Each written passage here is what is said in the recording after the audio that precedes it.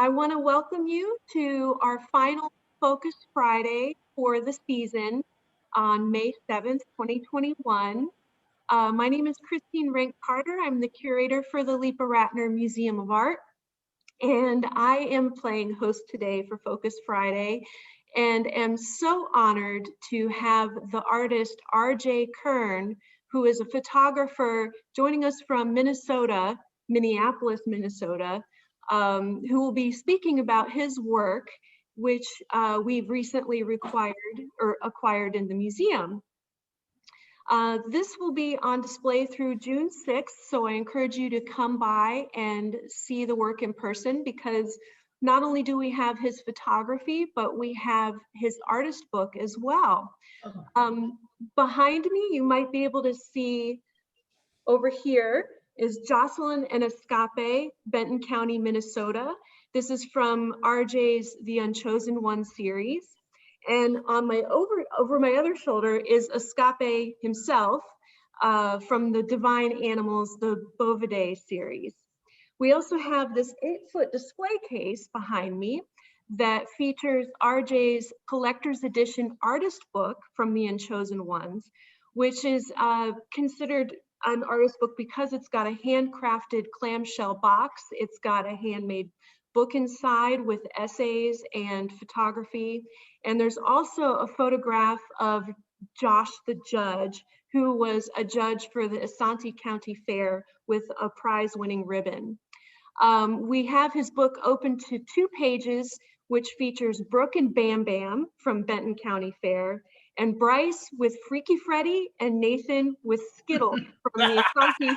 I'm gonna have to tell you a story about that one in the talk. So, yes. I wanted to be sure that we featured Freaky Freddy and Skittles because they're from the Asante County Fair, which Josh the judge had judged, I assume.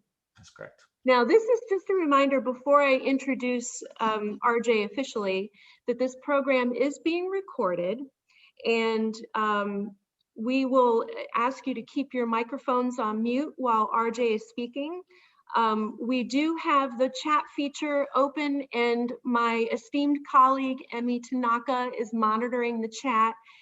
We ask you if you have comments and questions, if you want to submit that, we'll have a Q&A at the end, but also during RJ's talk, he has encouraged some questions that are related to his talk. So let me give you a little bit of background about RJ before he begins. We were really excited to be introduced to RJ when he was involved in an exhibition hosted by the Dunedin Fine Arts Center. That was, I believe, what, in 2019? Sounds about right. Yes. Yeah. And we were delighted that we were able to acquire 2 of his photographs for the collection, and also this artist book. Now, RJ's work explores the ideas of home, ancestry, and the sense of place. He uses the photographic medium to document the interaction of people, places, animals, and the cultural landscape. RJ's work has been presented in many publications, including the National Geographic, and was published as an award-winning monograph, The Sheep and the Goats. His second publication, The Unchosen Ones, Portraits of an American Pastoral, will be supported by a multi-year traveling exhibition launching in 2022. His work has been featured in exhibitions including the National Portrait Gallery in London and solo exhibitions at the Griffin Museum of Photography in Boston. RJ's work is collected by the Center for Creative Photography in Tucson, Arizona, the Center for Photography at Woodstock in New York, General Mills Corporation Collection in Minneapolis, and so many others. So without further ado, please help me welcome RJ Kern. Thank you, Christine. Hi, everyone. Happy Friday. What a wonderful way to celebrate the day of the week and indulge in art and connection and storytelling and inspiration. I'm very excited to be here. Of course, I do want to encourage audience participation and engagement. So if you have a question, raise your hand. Thank you so much again for Emmy for her help, Teresa Wilkins, and Christine Rank-Carter for the opportunity to come speak with you. So I am going to share my screen, and I have a little presentation that I'll I'll share with you an overview of my creative practice, and kind of give you a little behind the scenes of what's in my brain, what inspires me, how I work, how I've become to engage audiences outside of my Zoom room. And then this is kind of one of the first big public reveals of a brand new project I've been working on with a forthcoming book. So again, if you have questions, raise your hand and I'm happy to help it out. So we're going to go ahead and want to say a special thanks to those that I could not be doing my practice without. So of course, the Lipa Ratner Museum of Art at St. Petersburg College. I have two wonderful galleries in the Midwest that I work with, Burnett Fine Art and Advisory and Olson Larson Galleries in Des Moines, Iowa. National Geographic has been very supportive of my work, as well as the Minnesota State Arts Board for their grants. Plus my publisher, MW Editions, they are doing the current book, and Kehrer Verlag based in Germany, and they helped create my first book. And of course, my wife, who's not pictured, but she could not be here. And thank goodness my kids aren't here because I would not be able to focus, but I have two kids, Hazel and Olaf, and their art pieces actually named after them, which are featured in my book, are just directly above them. So Hazel on the left and Olaf on the right. So my family is very important to me, and there's threads in the project. Christine was wonderful to not only have this amazing 8-foot display case and framed archival pigment prints. She also is a installation photographer by training. So she sent me these wonderful installation views. If you haven't had a chance to see it, this is a little glimpse. I love the colored walls, the context of this curated museum space, the little arrows on the floor of where to go. I think it's very thoughtful. The placards. I would just love to listen to music, and there's a piano right there. It's like, gosh, to have pianos and music. I mean, these are some of the joys of life. So I'm just very excited to share this enthusiasm with you today. I'll talk a little bit more about some of my creative practice as it relates to this project in a little bit more detail through my talk. But this is a nice little overview. So starting off with my first major project is called The Divine Animals, the Bovidae. And Bovidae are essentially split hooved, so their hooves are split. They're ruminants, so they have two digestive systems. And so that would include cattle, sheep, goats, llamas, yaks, that sort of thing. These are animals that humans have had a long relationship with. And the first photograph for my fine art project was this particular image of Quigley in my mother's homeland of Ireland. And I was on a wedding with a friend who's now since passed. And I had my lighting equipment, my studio lighting equipment, and my camera with me. And we were just before the wedding. This was actually kind of where the light bulb went on in my head. I at first thought this was a golf course. And then I realized, no, it's sheep and goats have created this, manicured landscape. And believe it or not, the game of golf in Scotland was created by sheep and goats grazing, and sand traps were such because the goats would get out of the wind and burrow, and that's the sandy soil. And so a lot of people don't realize, like, these are landscapes that are not only created by humans, but then we have this relationship with these animals that predate cats and dogs and humans, having this symbiotic relationship. So we've used them for, hey, my friend Arvid just jumped on. Hi, Arvid. Hello.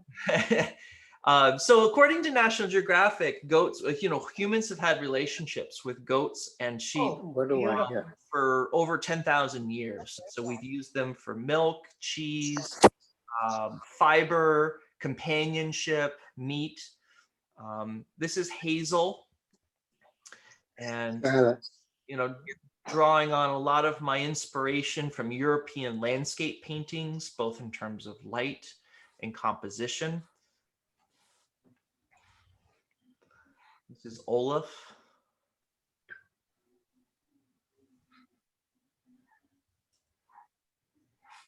It's called Attack of the Clones. There's a lot of movie references in my work. And, Dolly the sheep was the first animal that was cloned. And they look like these little characters out of Star Wars. So it's a movie reference here. This is in Germany. And so you can kind of draw on some of my painterly influences. Charles-Émile Jacques, a French painter. This is at the Museum of Fine Arts in Boston. And there's the shepherdess watering the sheep. And you can see you've got this hard spotlight of light on the sheep. They're in the water. Yet you still have shadow detail, which is very important in painting because the painters are very deliberate about where they apply the paint or the pigment onto the painted surface. And so they don't just paint black, but there's going to be colors that are reflected. So it's going to be a dark green, for example. And the paint can see it. The eye can see it, the camera cannot. And so that's why I bring a lot of my lighting to create this aesthetic. Thomas Sidney Cooper is another inspiration. And if you can kind of see the color palette and the composition, I often will do things in the field where I'll kind of flip images and in my mind and say, oh, where have I seen that before? And then when I see it, I'm like, oh, there's some similar tonality, composition, lighting, moments. These are two lambs feeding. This is north of the Arctic Circle in the Lofoten Islands of Norway. The importance of composition, this kind of, creating leading lines for the eye is important. And so the ridge line kind of creates a line right to where the sheep noses are. You've got this kind of warm colors in the highlights, so the lighter areas, and kind of cooler tones in the shadows. And so I really think about this when I create a lot of my work. Again, look at this kind of the leading lines are almost like a letter X with a diagonal leading across. So these are certain things that I'm thinking about. Now you can't pose animals very well, right? And kind of like kids, you kind of have to have patience and a sense of humor. Here's another Dutch landscape painter, and this is where my inspiration is coming from. I see these amazing, idyllic pastoral, perspectives.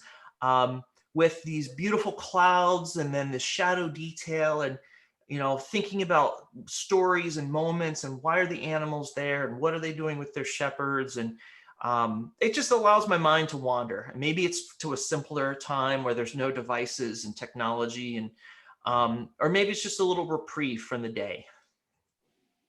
One of my favorite painters is Rosa Bonheur. And you can really see this very dramatic, hard light, so high contrast, but yet you still see information in the shadows, the darker areas of the painting. And those are very storytelling for me. So we can see how the animals are groomed. You can see, the dirt, the musculature is very important. Those details, I think, matter. And so you can see it here in this simple portrait of Mr. Hofsas. This is in Iceland. And I'm, with a very large soft box that's creating this soft light and this very formal portrait of this ram. And using, again, the background as a composition device, but then really elevating this kind of very normal creature to kind of this mythical status. And, animals are sports mascots. They're mythical.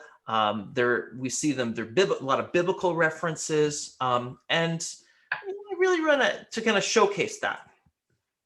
Now, all this work up to this point, I really had to get on an airplane and travel across to Europe, and I really wanted to focus in on creating work in my own home state, where I didn't have to travel. And I will say this is what set the stage for my success last year, being able to create work in my own home state and not being reliant on traveling. So one of my favorite movies, it's called Talladega Nights, The Ballad of Ricky Bobby. It's a race car humorous movie.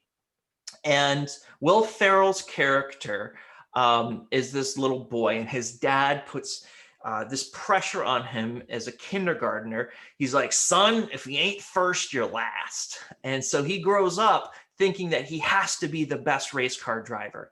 And it really made me think about, like, in society, this emphasis that we place on being the best. I think we all know what it's like not to be chosen for something in life, whether it be for love, for a job, for an exhibition. And I look at a lot of sports teams that everyone receives a competitor trophy and everyone's made to feel like a winner. Well, that's not always the case, right? So this is Jocelyn. This is the same same 4-H handler that is behind Christine. This was I used as a work sample for a Minnesota State Arts Board grant, and I went to the state fair. And this is before I really figured out my working process and created this portrait. She, I believe, got 4th place. And I brought all this equipment, and I forgot my batteries at home for my flash, and my flashes weren't working. And it was an overcast day, and I was using north facing light, which is very soft. And I really like that soft light. So I used that in the back of my head. I'm like, I really should think about that. Okay. So I wrote the grant. And again, I'm in the research stage. Like, what do these ribbons mean? And how are the standards for judging for a 4-H'er? And it, again, kind of had this kind of idea in my mind about how are we choosing winners? What are the repercussions for those who are not chosen? Another one of my favorite movies, Cars. The first phrase in the movie, 1 winner, 42 losers. I eat losers for breakfast. I thought, again, here we're seeing some of these cultural references, this emphasis on winning. And then Jimmy Kimmel hosted Donald Trump, and there's a book called Winners Aren't Losers. And this was a parody book, but there's Donald Trump, and this is in 2016. And he reads, Donald Trump, winners aren't losers. They're winners like me. A loser's a loser. Which one will you be? And so again, this is really kind of this notion of that one, we're not born necessarily a winner or a loser, but a chooser. And so now I'd like to share, this is about a 4.5 minute little video, which kind of showcases a little bit the behind the scenes workings of me, but also this, I ran a martial arts business. It's closed now because of the COVID virus, but it kind of shows you the bigger picture about the life skills component of why it is what I do.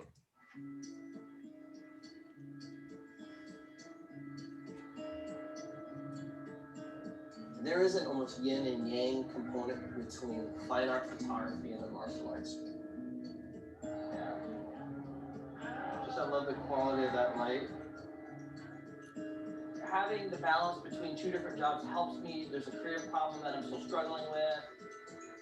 Having other work that keeps me productive, keeps the income stream coming through, kind of gives me some time so I'm not just sitting back and like twiddling my fingers. I feel like as an artist, I have to do my work. I just wouldn't be the same without creating something.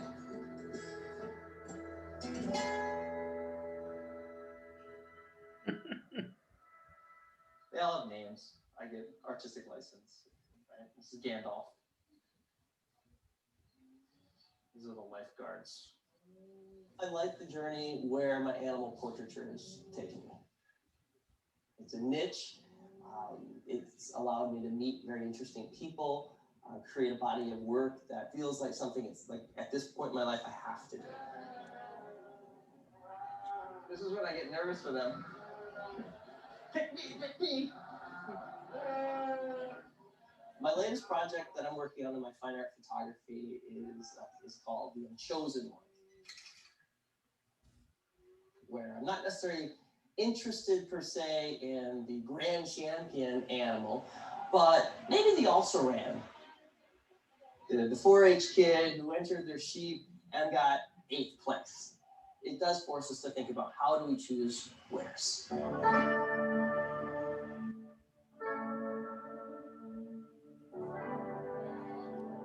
your name is? Mabel? Nice to meet you. I like you. Very cool.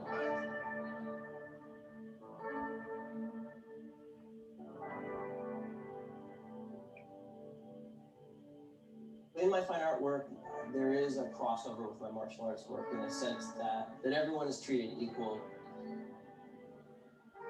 It's not necessarily not getting chosen for the sports team, for example. When they're sitting on the bench in martial arts, everyone is participating. No one's left out.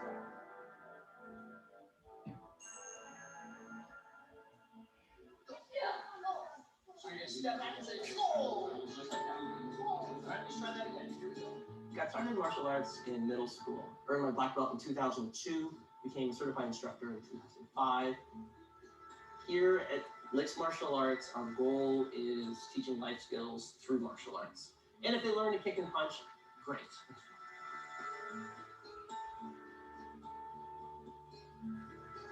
Occasionally, people would be surprised by my two careers. They look at me and they're like, wait, what's the martial artist thing? And then, oh, I wear a different hat. That's what I'm done with. I don't think I would be as an effective artist had I only just done that. I don't think I would be as an effective martial arts business owner if I just did that. To the person that wants to try to bridge the gap between the creative world and the business world, I'd say, be careful about the 12 hours of the day that you choose to work. Work smart, as opposed to just spin your wheels, because it takes a lot of hard work. For the future, I just want to keep doing this. When you see something on the wall and you're like, wow, I created that. That's kind of fun. Like at the end of the day, that's timeless. Good. That's great. It's a wrap.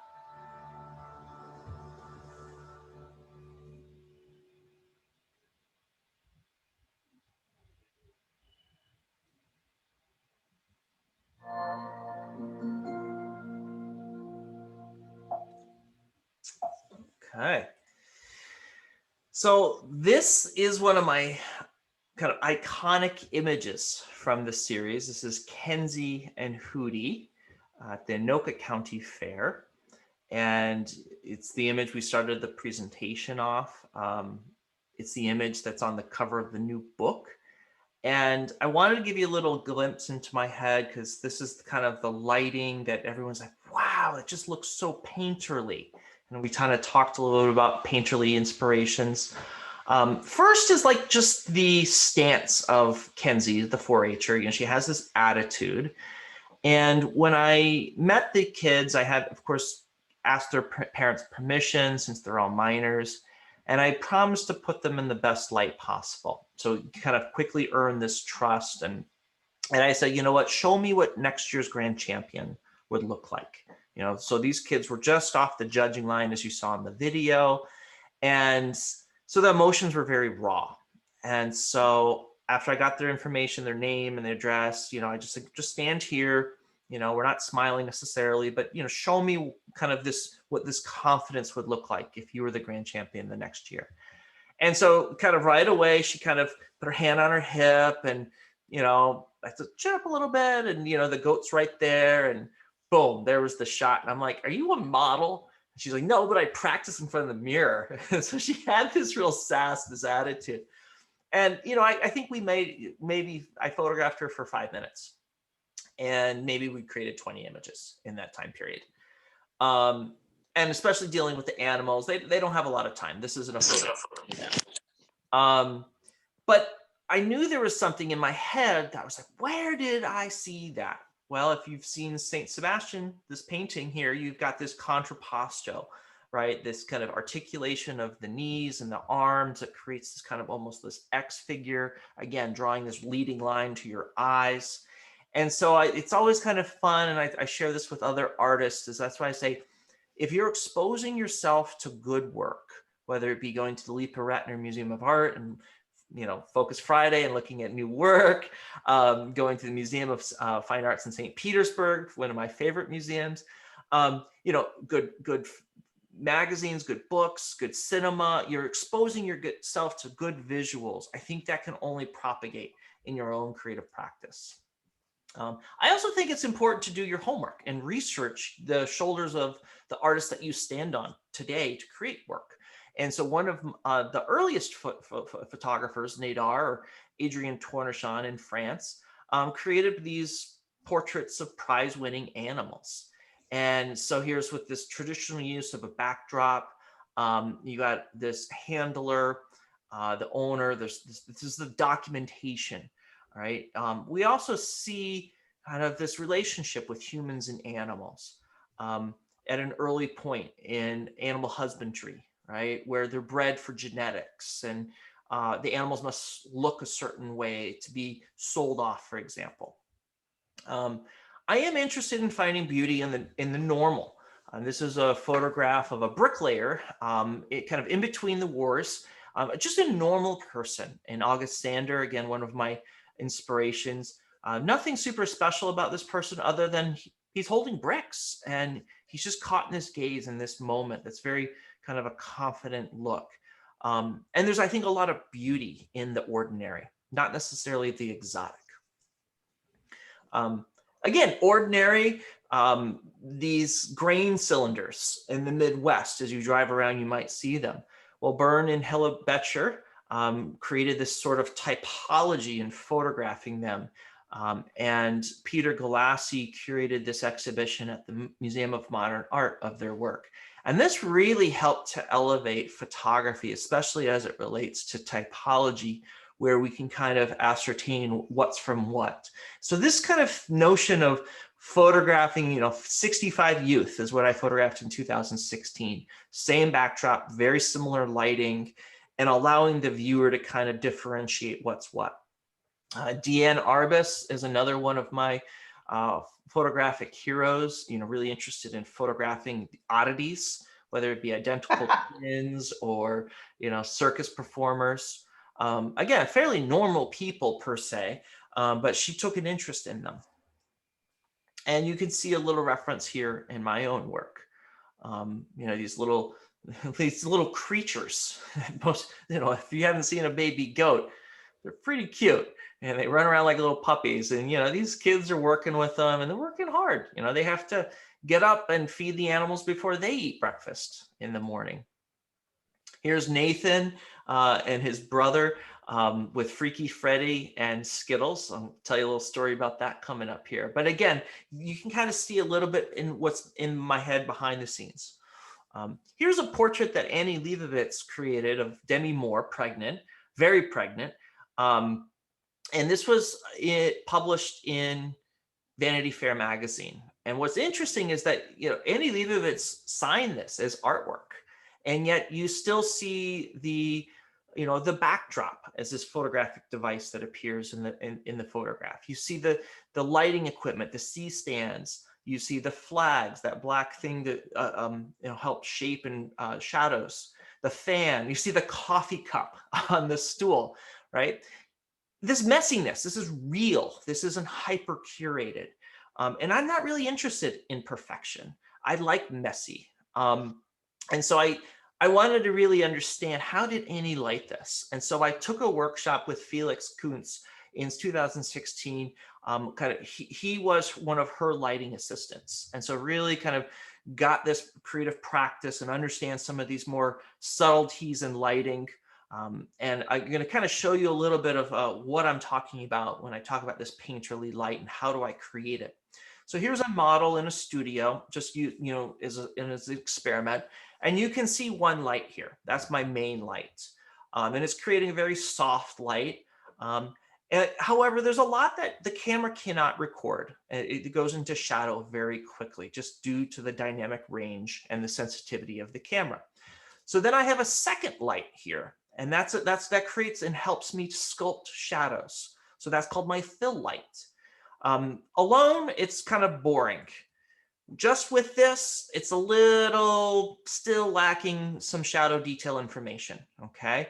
But when I combine them, then I have this aesthetic that I'm really after. So that's a little bit of kind of the behind the scenes of how this was created. Here's kind of more of a studio learning environment, which is a wonderful way, I think, to take workshops to learn these skills. And then I practice, and this is my wife and dog in our back alley at night trying to figure out all this. And, you know, it's the 10,000 hours to create the overnight success, I joke. This is the amount of equipment that I had to lug to each venue where I photographed. I had my portfolio case at the top showing existing work, so they had a sense of that I'm a legitimate photographer. And then I brought my backdrop and sandbags and C-stands. I mean, just a lot of stuff. It's a lot of time. I almost feel like schlepping gear is half of what I did. But setting it up and then meeting some of the kids. And so again, you know, I'm hyper aware of safety, both of the youth and the animals. But really just trying to put them in the best light possible and not really posing them in any way. I'm just like, yeah, stand here. Yep, awesome. And then, you know, and then I show them and like, whoa. And then right away they get a little sense of like, wow, that's amazing, right?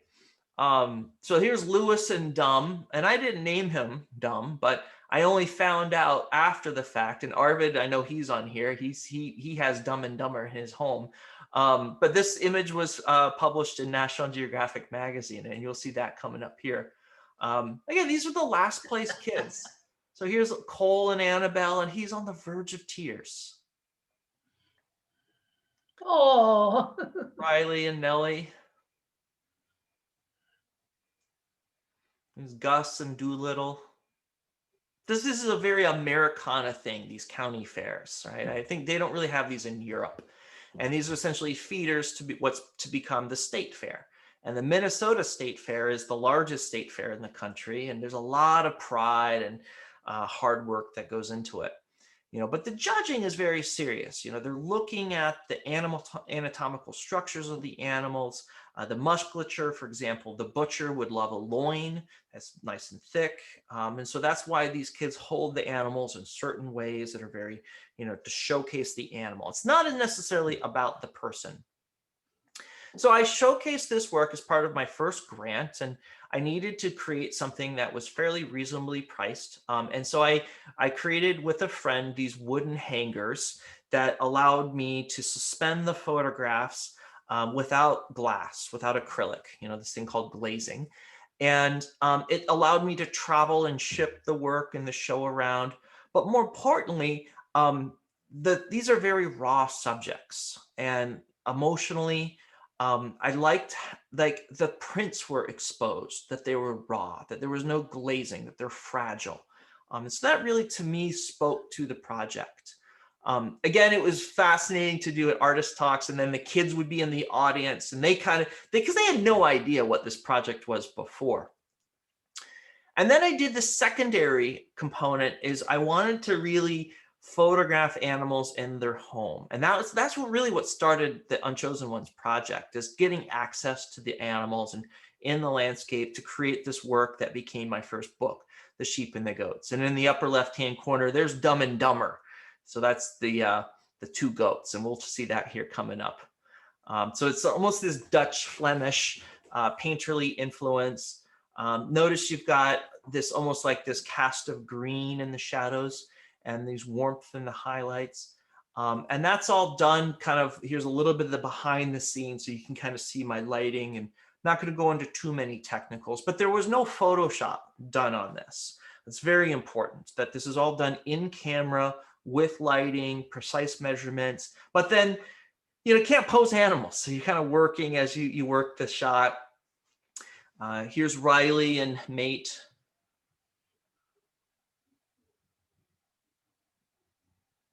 This is called merry-go-round.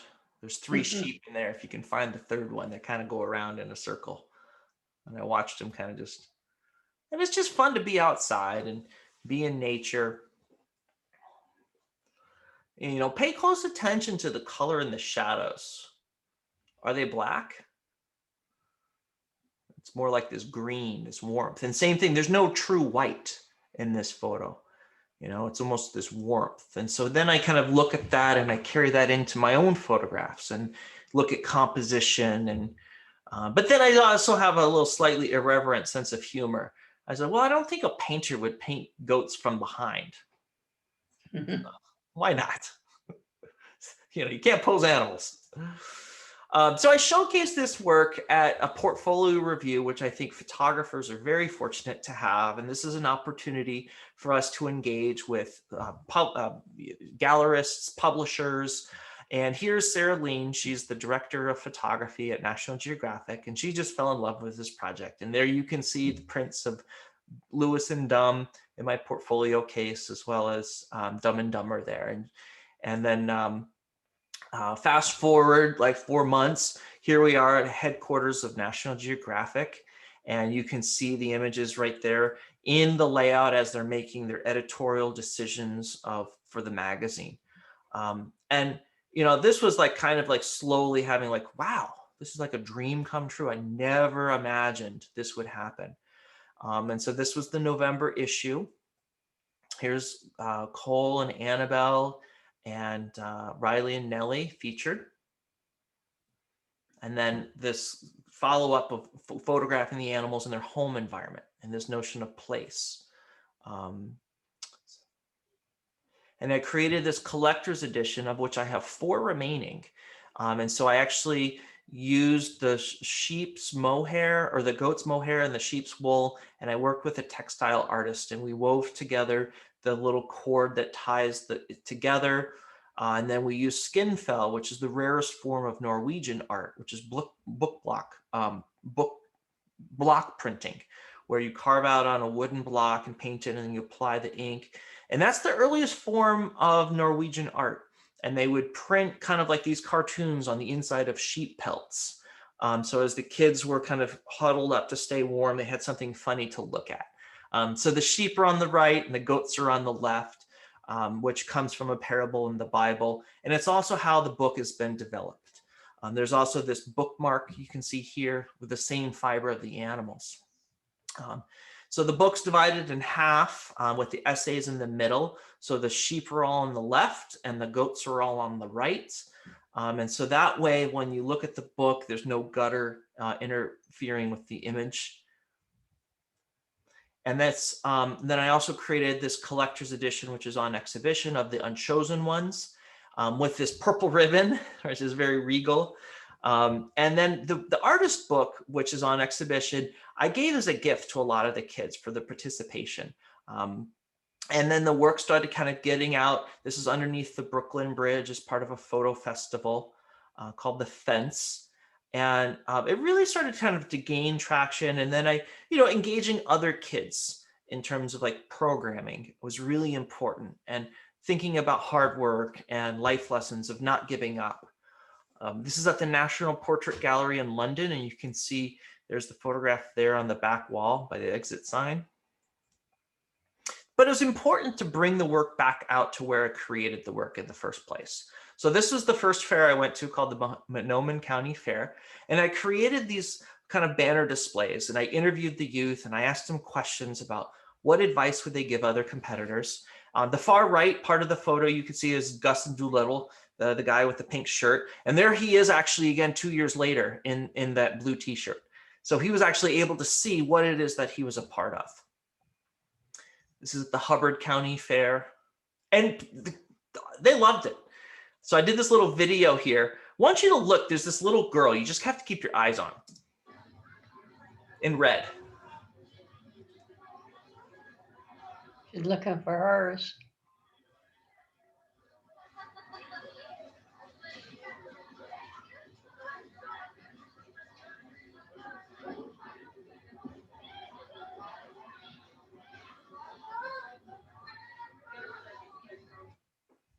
So it kind of gives you a little bit of sense. And I would give the kids their books. There's Kenzie. Again, she's 2 years older. She was 18 at the time. And then Tate. Here's Bryce and Nathan. And so they were the ones with Freaky Freddy and Skittles. And so I went back there and I said, so how are Freaky Freddy and Skittles? And they kind of looked at each other and laughed. I'm like, what's the matter? And he's like, oh, they're in our freezer. You know, they use these animals. They raise them for meat, like they're working animals. So I thought that was pretty funny. This is installation view from my first solo exhibition in New York at the Clamsheen Gallery. So you've got kind of the both bodies of work, the unpastured, the divine animals, the bovidae on the right, and then the unchosen ones on the left. This is the installation view of my gallery here in Minnesota. Again, using the kind of the wooden backdrop frames, I think work really well with the backdrop used in the photographs, and then the large scale photo there on the wall. Arvid, he's got that one, the big one. So if you're ever looking for big walls and need some good artwork, I'm happy to help you out there.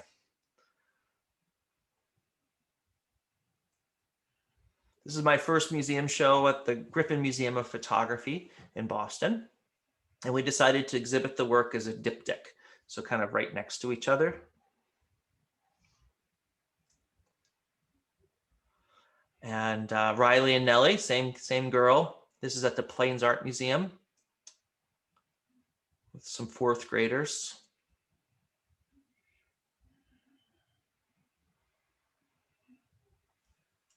So you have a kind of a sense of how the work exhibits and travels in different venues.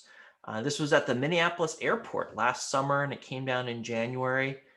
And so it's kind of nice to see how they've exhibited the work. And, you know, here in Minnesota, I think sometimes you have to kind of go make it out in other states, you know, to really be recognized as like a legitimate photographer in your own state.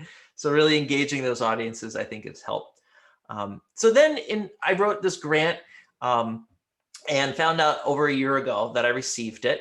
And I was to rephotograph the kids at the fair. Well, then COVID happened and the fairs were canceled.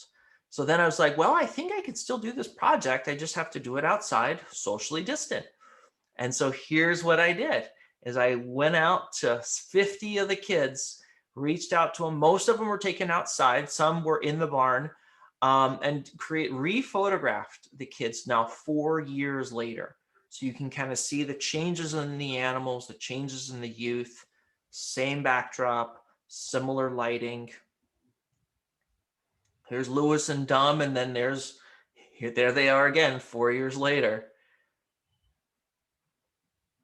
But this time, what I asked them was, you know, show me your best self, right? This notion of kind of self-esteem, and, you know, they've never seen themselves in this sort of light before. And of course, the parents love it.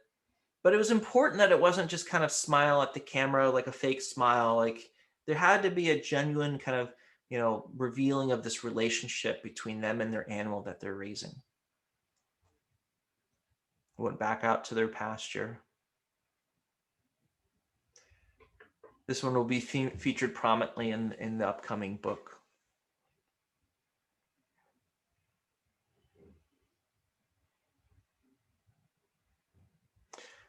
We had a lot of cats, barn cats and chickens and birds that kind of photobombed us as I'm creating it. You can see there's a little kitty in the bottom there.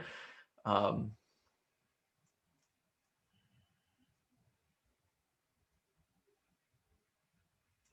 I do this thing where I'm pulling back and kind of allowing us to see the bigger construct of place and these barns and where these people live and how old these barns are. I mean, some of these are over 100 years old. You know, these are century farms in Minnesota. And we have one of the most amount of century farms compared to any other state. So these are all family-owned farms that have not been sold out to companies and corporations. I guarantee you this goat did not turn into a llama. I made at least one person laugh, so that's good. But a lot of the kids moved on to other things. And, you know, here Emma and Ethan, you know, Emma went on to jazz ballet and Ethan is into shot put. He's track and field. Some have moved on to hockey. It's a big thing here in Minnesota. His tractor tire blew a front tire at the beginning. And so I was like, well, let's just use that as part of the photograph.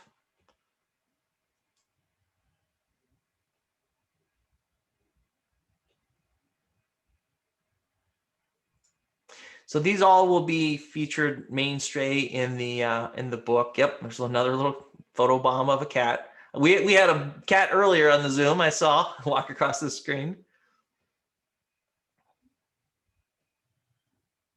This kind of notion of greener pastures. You know, what does it look like? And this is a calf that was 24 hours old. And I asked him, so what's the calf's name? And he was like, I don't know. It's not named. Can we call him RJ? Sure. So they named the cow after me.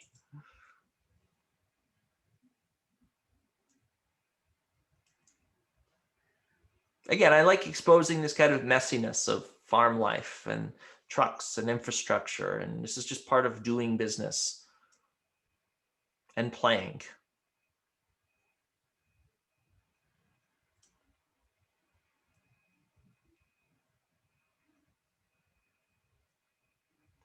And as I was wrapping up the project, it started to snow, and this was in October. And I was like, I think this project's done. I can't have these kids be standing out in the snow. And so I was able to rephotograph 50 of the youth. And there's a little surprise. So on the image on the left is what's exhibited right behind Christine. This is Jocelyn and Escape. And then it was important, though, because the first animal I photographed was not Escape, it was Tantor. And so if we go back to that experimental shot at the state fair, I said, well, I feel like I should have to have this kind of poetic ending where I started that project as an experiment with Tantor. And Tantor is a female, by the way. And they found that if they give the female a male name, they will do better in animal competitions. Interesting. So this was Jocelyn and Tantor on the right. And this was in January of this year. And there we are in the farm. Oh, cold. Yeah. And then 3 weeks later, Tantor passed away. And so it's this kind of poetic ending. It's the last image in the book, the last image for the project. And I thought it felt right. These animals, much like us, don't live forever. And so we just kind of have to appreciate that as we roll through life. So that's the extent of my talk. I want to open it up to future good questions here. Should I stop sharing my screen? You might want to, in case anybody wants to go back and look at something, maybe we can keep it up. Okay. First, RJ, thank you so much. I think others would agree. I am absolutely blown away, not only by your work and your references to art history, but the evolution of your work. We've gotten several comments from people who have really enjoyed seeing the evolution of your work and going back and revisiting some of these animals, and especially seeing them within the larger environment of where they live, which is unbelievable. And I want to mention briefly that I want to congratulate you on the being picked up by Olsen Larsen Gallery.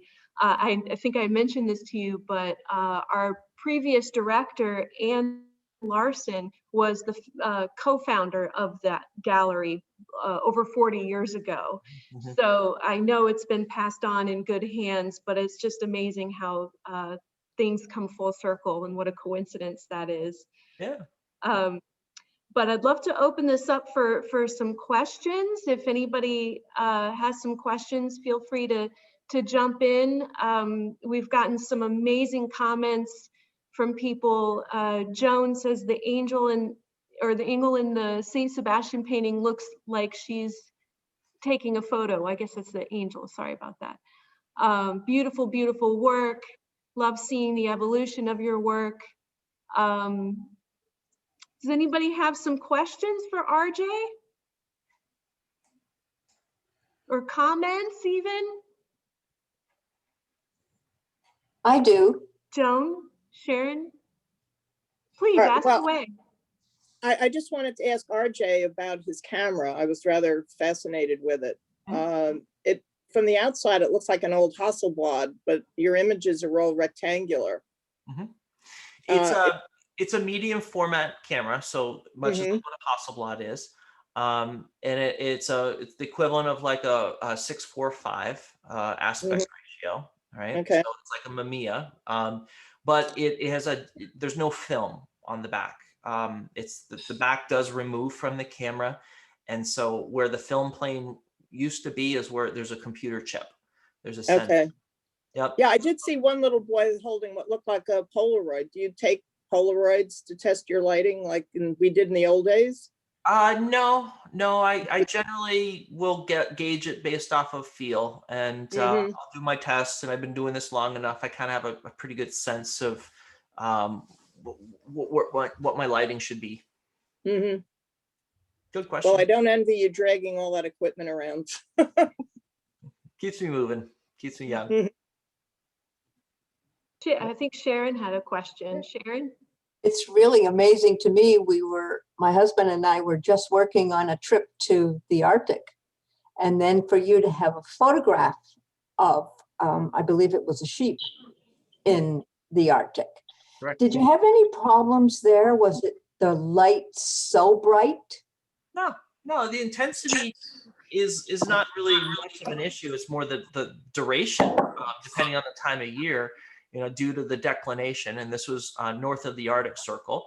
The sun really at some times of the year never really goes below the horizon. It kind of goes to dusk and then it gets light again. Okay. And so when I went to Iceland, I was actually very specific. I did not want to go in the summer because, the golden hour is when the sun's lower on the horizon. I would prefer to sleep in, right? Get a nice breakfast, then go out and shoot. By 9:30, the light is good. Shoot, come back, have a nice dinner, relax, and then go out and see the Northern Lights maybe at night, or where I was able to end the day before dinner, so to speak, right? Because it's a long time to be driving and working, and it's a lot of hard work. Versus if it was in the summertime, I'd have to be shooting till 10 p.m. at night to get that lower sun angle. So was it the same in the Arctic? Because we were going to go above the circle. So I was it depends on what time of year you go. It depends on where you go. Yep. Looks like Ava has a question. Hi, I don't know if you can see me. It's the first time I'm doing Zoom with an iPad. Yeah. Anyway, it was a wonderful presentation. I enjoyed learning what your influences are from the world of painting and the painterly quality. I also wanted to comment that I particularly find the photographs where you have in situ, where you show the barn or the environment of where these young people are, really interesting, sort of a landscape sense of them in the landscape. But the other thing too is, I guess this is something that you really found a way to pivot around COVID and complete your project, which I find very commendable to continue despite the fact that, there were obstacles and no fairs happening, etc. And seeing the young people over a 4-year time period also is really fascinating because there's a continuity and you see growth and change. And I think often the photograph captures a moment and then it's gone. So going back to revisit your subjects and present them 4 years later is quite moving. Well, thank you. Yeah. RJ, I have a question for you. Sure. What do you think your most challenging shot or session would have been that comes to mind? For this particular project? Sure, yeah. To be honest, it was engaging millennials, getting them to return my text messages. Because oftentimes I will drive 3 hours out to meet them and, oh, sorry, I'm hanging out with my friends on the boat now. And I'm like, So it was really hard to track everyone down. And oftentimes they changed their phone number, or the only way I had to get a hold of them was the email, that then they didn't get the email. So it was 10 times more difficult to follow up 4 years later. And I worked hard to try to keep that rapport with them, but it's just technicalities and logistics. There was one kid that was homeless. and he came from not a very good family situation. And I felt it was really important to incorporate him in the project, because he really, when he saw his photograph for the first time, it was like this light bulb. Like, he's like, I am important. I do have something to offer. And he had been living underneath a highway underpass and fishing every day for his own food. And he would drink about 2 liters of Mountain Dew every day, he said. But it was really important for me to try to reconnect with him, just as a little check-in, and it was extremely for his mental health, and just to know that he's still being thought of. And That's amazing. That was the other thing that I really take away from this talk, is how inspiring you must be to kids. And I think it's so important for kids who are, whether they're millennials or young children who are engaged in video games, to see what other kids out there are doing, and this sort of confidence building thing that you're doing for them is just amazing. Thank you. We to springboard off of Ava's comment too, I mean, it's like, this is one of the silver linings, I think, to COVID, is that kids still had to take care of their animals, and they were able to spend more time outside in nature. And I think that's something that we can all benefit from. Absolutely. I wish more kids could experience that. We have a time for just a couple more questions. We have a question from Greg. Are most of the farms that the kids are photographed at dairy farms by any chance? It's a mixture. Some of them are hobby farms that they just do this for fun. And the parents have, maybe one's a nurse or auto mechanic or something like that. Some are full-on cattle farms, some are dairy farms. The nice thing about working with the dairy animals is that even if they win grand champion, they will still go back and do their job, being milked and all that, and having babies. The ones that are for the more meat production, those are sold off at auction. And so they don't return back to the pasture, so to speak, after they're sold at the county fairs. So to have that longevity, to stay in touch with the animal for 4 years, and that the animal's still alive, and that was important. So when I saw the dairy animals, I'm like, okay, I should really, really, really try to make sure I stay in touch with them, because I know those animals are going to be around a little longer. That's amazing. That, RJ, this has been really enlightening. Thank you so much. I want to make sure if anybody has any other questions, you can ask away. Otherwise, I think that might be the end of our program. I think we all learned a lot, and I don't know if I mentioned this earlier, but here in the Tampa Bay area, we just had our Florida State Fair that was last week, and it just ended on Sunday. So the timing couldn't have been better. The spirit of the 4-H club and learning about these animals. But what an honor it is to have you sit in with us today here in Florida while you're up there in Minnesota. Thank you, RJ. This has been incredible. And I think on behalf of all of us here, we wish you the very best, and we wish your family, your wife and your mother a happy Mother's Day if you see them. All the mothers out there, happy Mother's Day. Yes. And please, it'll take probably a week or so for us to get this video up, but please look for it and come visit us at the museum if you can. Thank you again. We'll be back in September with a new Focus Friday series that happens every month from September to May. So thank you so much. You guys enjoy this wonderful day, and we look forward to seeing you again soon. Okay, thank you. Thank you. All right. Bye. Stay healthy, everyone.